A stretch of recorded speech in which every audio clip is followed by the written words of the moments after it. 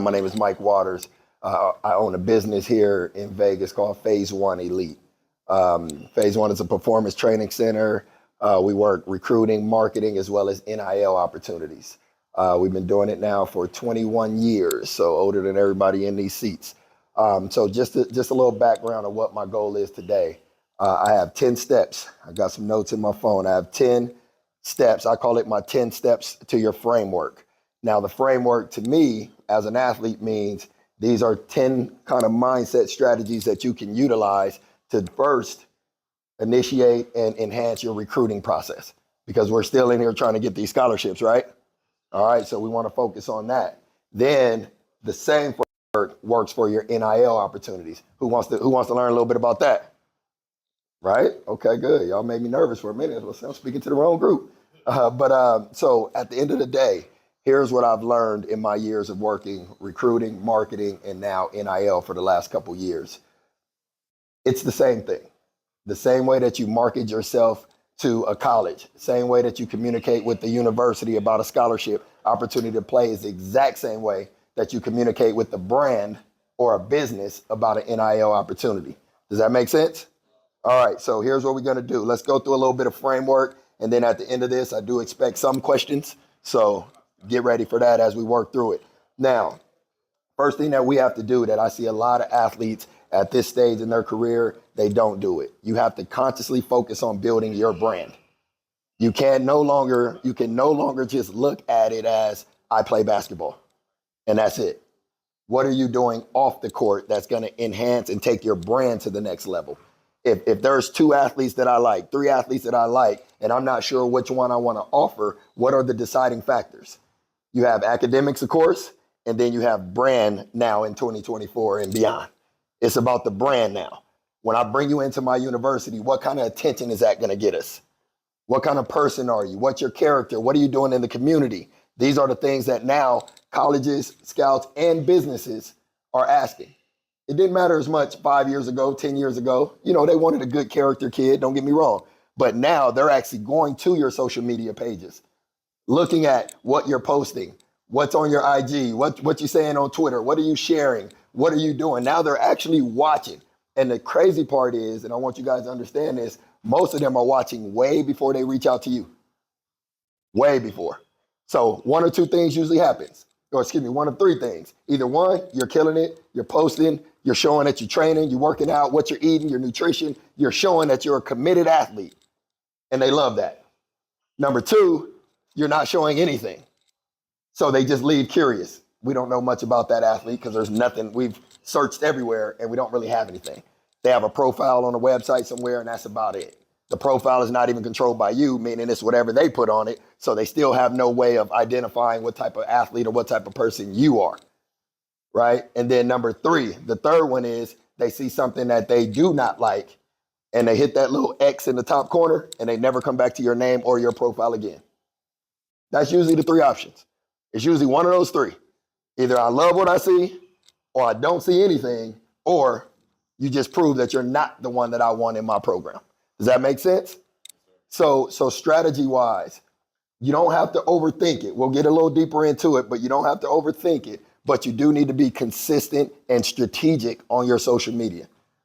If you don't love posting, which I have a lot of athletes, they just don't like it. You go to their Instagram page, it's like 1 post, and it's from whatever, a year ago, or they post and delete. And I get that. I understand it. You guys are, young, you do whatever you do. I don't understand most of it, but it's fine.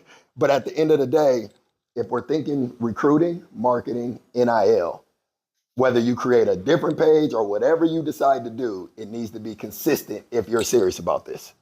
If you're serious about getting recruited, if you're serious about NIL opportunity, whether it's today or down the road, you have to focus in on building your brand. You can no longer look at it as I'm an athlete and I play basketball. You are now a business. You individually are a business. Each one of you represents a business that can actually go out and generate revenue aside from your scholarship and aside from any potential pro contracts. I have athletes right now that are being paid at your age, right now, getting a check every month just from doing what I'm telling you guys to do.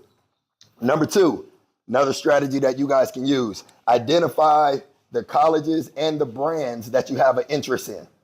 Whatever that looks like, whether it's certain universities, D1, D2, D3, whatever it looks like for you guys, you want to identify them. Every athlete in this room, especially the ones that did not raise your hand when he asked if you had a scholarship, you should have a list of bare minimum 20, 25, if not more, universities that you like. I could play there. I can play there, regardless. You look at the film, you know where they at, you know your skill level, I can play there. You should have a list of minimum 25, 30, I would even go as high as 40 to 50. And now the simple thing is, because now you're building your brand, you can communicate to those schools. You don't have to wait for them to find you. How many basketball players are in the country? I wish I had my stats up here. It's like millions. Only 1% of that are actually gonna get full ride scholarships.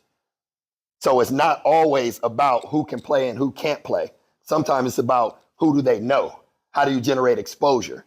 So that's one easy strategy that you can do literally on your own to create that. You can sit there on your phone and send out 20 emails every week. Somebody gonna reply. And if you got some game, your film backs it up and all that good stuff, you're gonna get some attention. Now, the same thing when it comes to a brand.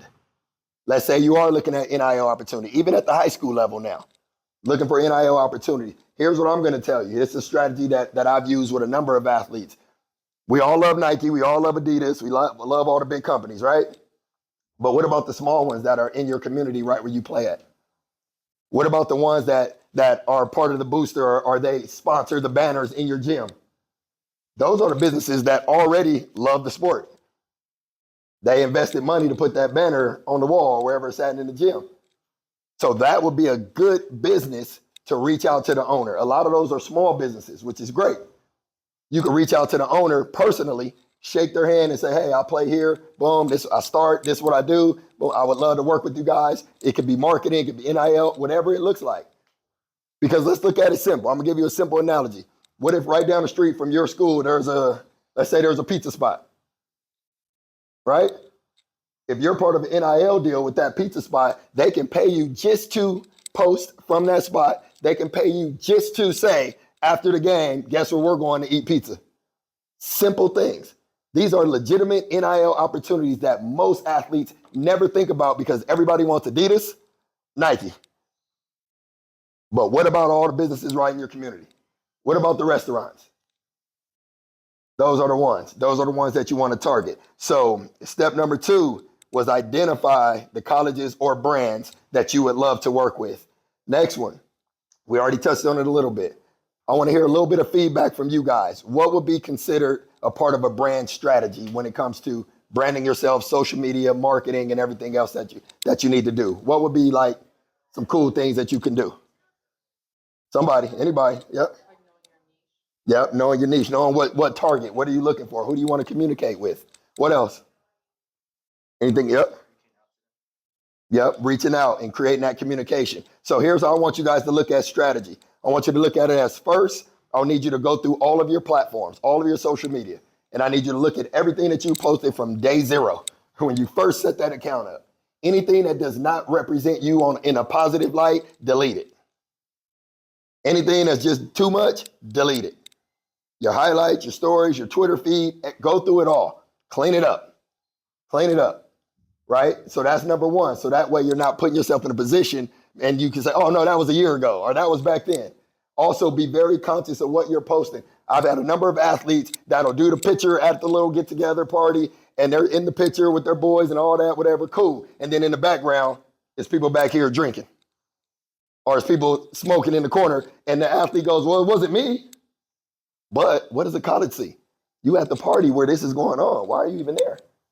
So we got to really look at it at different levels and different layers. So strategy would be cleaning up that platform, every platform, putting that together, making sure we're good. That would be a good strategy. Then from there, once it's clean, create a strategy on how you're going to build your brand.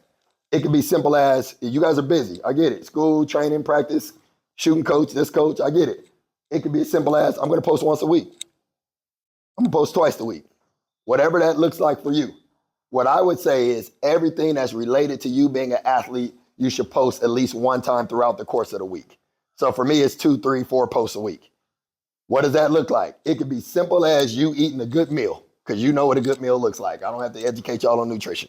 You know which one to be cool to take a picture because you're trying to put on 10 pounds, whatever the case, or whatever you're trying to do physically.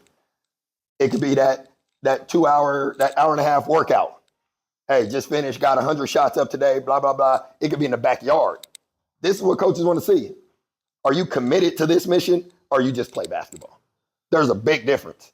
I'm not giving a scholarship to somebody that just plays basketball. Not enough. As a business, I own multiple businesses. I'm not giving anyone an NIL sponsorship just because they play basketball. I want the dog. I want the one that's out there committed, that's locked in, that's training. I want the one that I want to be a part of the journey. I want to help you get to the next level. That's the one I want. So those are some things that we can do for strategy. Next one, how do you track the communication? This goes on the recruiting front as well as the NIL. Every single coach that you reach out to, in that example I gave you earlier, 25, 30, 40, 50 schools, sending out emails, going on Twitter, finding those coaches, sending them a direct message. Hey, coach, very interested in your program and your team. I've been following you guys for the last couple of years. Good job last season on winning conference, blah, blah, blah, blah, blah, blah, blah. Here's the link to my profile. Here's a link to my highlight video. Here's a clip from me training with my coach last week. That's marketing yourself. So we want to do that. But the key to it, once we start, is to track all communication. So at any given time, I should be able to reach out to you and say, hey, send me a list of all the colleges that you've sent an email to. And you should be like, cool, here are the list. I don't care if it's a screenshot in your notes on your phone, whatever it is, because you need to track that information. So that way you know when to follow up, if you need to follow up. A lot of college coaches are very busy. So sometimes the message could just be sitting there. Sometimes they say in their head, cool, I am going to reach out to this kid. I like what I see. But then they get lost in the world and they're out doing their thing. And that's it. Out of sight, out of mind. So sometimes that follow-up email, that follow-up message is the one that actually gets the hook. Or by the second, third message, they're going, man, this kid really, really, really wants to play here. Like, it's a serious deal. Let me reach out and see what's going on. So that's there. The next one that we want to touch on is adjust the targets if needed. This is what I mentioned earlier. Your target, if you're pushing, you really want to play D1. And I get it, we all do. I got lucky enough to play Division I football. I actually played right here at UNLV. That's how I got to Vegas. So I played football here. So we all have the goal of Division I.